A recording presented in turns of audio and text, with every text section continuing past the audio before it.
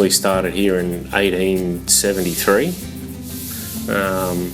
and basically cleared and developed this whole property for sugar. It was all a sugar property. And you know, they spread over a couple of farms over those years.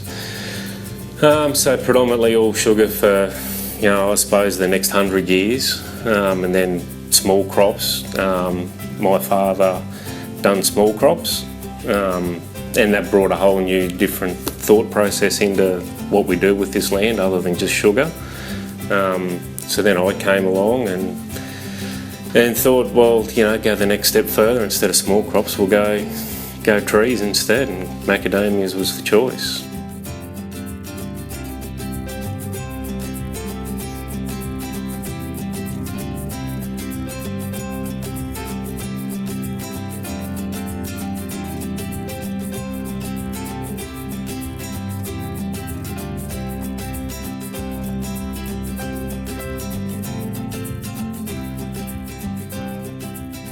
I've got one sister, and yeah, basically I'm it now to keep it going, and then we got Sam. Sam's the next bloke. Yeah, hopefully. It's not so as intense as small crops.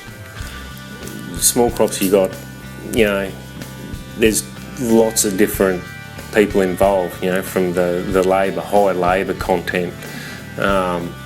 It was one of the biggest factors there, and just the huge fluctuations in, you know, what you get for your product today as opposed to tomorrow.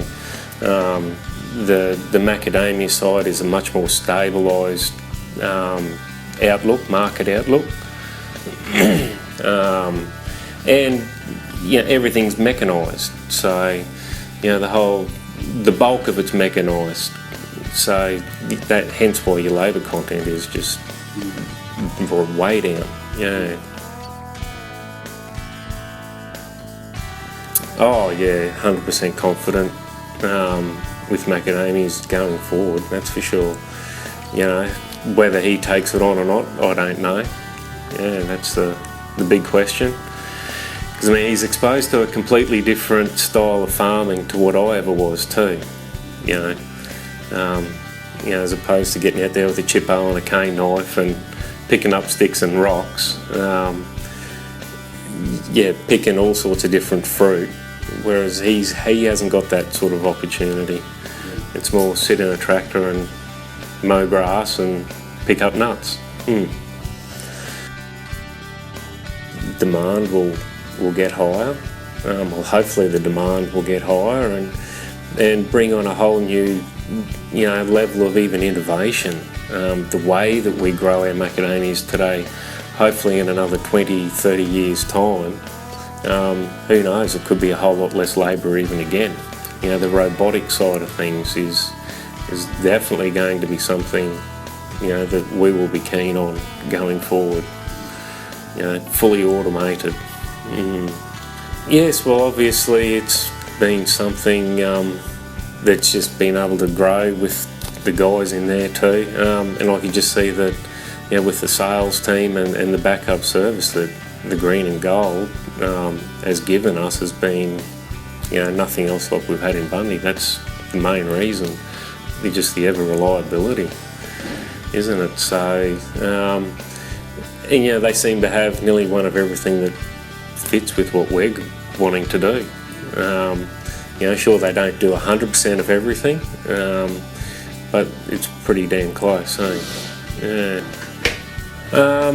Okay, well, yes, with planting the new trees, it, you know, we wanted straight lines. Everything had to be straight lines. We all had to be on exactly, you know, on our farms we're 8 metre wide rows. We wanted everything exactly.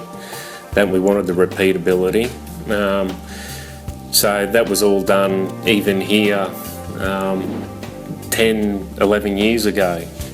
All this farm here was done that way. But then the ability came with the auto rate controller for on our tree planter that allowed us to plant trees at exactly 4 metres down the row as well. So we got a nice beautiful little, you know, cross section of You know, when you look, it doesn't matter which way you look, down a row or across the row, all the trees are in relatively in straight lines. And I know exactly tree numbers per hectare now. There's no ifs or buts. It's exactly that's what it is. You know, so when we go to put sprinklers in, even the sprinklers are going to work, you know, as close to their limits as possible. You know, because every tree is going to be at 4 metres, not 4.5 or 3.5. Well, our home farm here is 79 hectares total underneath trees.